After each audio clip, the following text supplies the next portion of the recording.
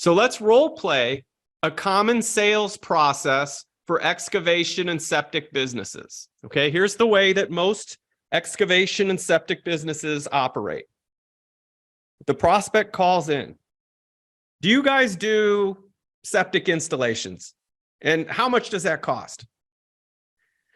And the typical excavation or septic business owner will say, yes, when can I come out? I do that, absolutely. When can I come out and take a look? Then you drive 45 minutes out there, find out they had no idea how much it would cost. They're not looking to do anything soon. They're not even the decision maker. So let's fix this situation. Let's pre-qualify them on the first call into a high probability sale. So the prospect calls in again. Bring. Do you guys do septic installations and how much? Here's another way you can try. Yes, we can help with that. I just need to get some basic information first. Would that be all right?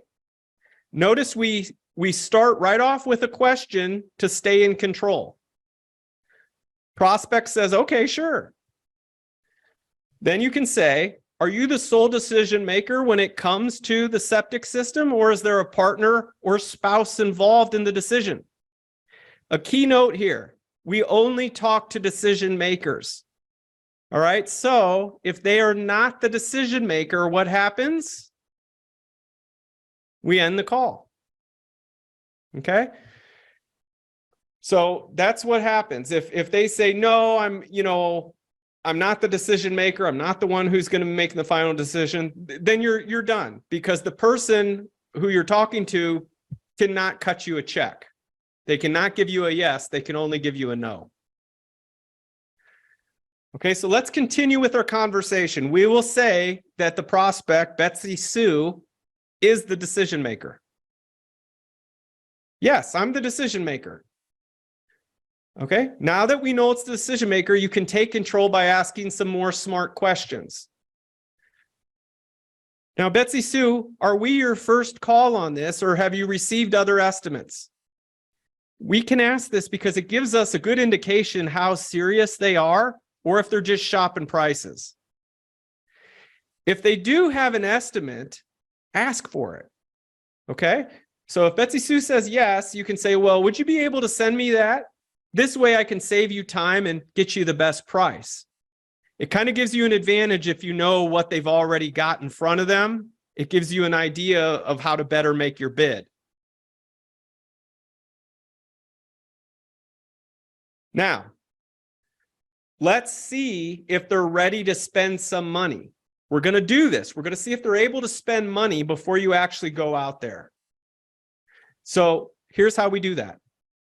Betsy Sue, now for this type of service, it usually requires us to design, mobilize, and operate heavy equipment. We tell clients it can be a meaningful investment to get all this set up and completed. It's not the cheapest, but it will set you up with success with your septic system for many years to come. With that understanding, how willing are you to invest in getting this done? You see what we did there? We're letting them know that it's not going to be cheap, that it's going to be an investment. And this is a subtle way of having them tell us if they're willing to invest or not. Because if they're not, really, we don't need to be talking to them at this point. When they're ready to take action, they can come back. So Betsy says, yeah, I'm willing to invest. You know, the water's taking a long time to drain out of the tub. There's an odor coming from the sink. So I know I've got an issue. Yes, I'm willing to invest to get this done. You can listen in this way. Did they waver? Were they straightforward with their response? You can hear that from their voice on the phone. Assuming they say, yes, I'm willing to invest, then we can move on. Okay, so we've got at this point, we've diagnosed, yes, we can help them. We've diagnosed they are the decision maker. We've diagnosed they are willing to invest. This is shaping up pretty well at this point, but we've got a little more work to do before driving out there. At this point, we know they're serious, somewhat. So we can tighten this up by asking, Betsy, let's just pretend I put together a bid, send you a proposal, and after you do your due diligence and like what you see, what's going to happen next?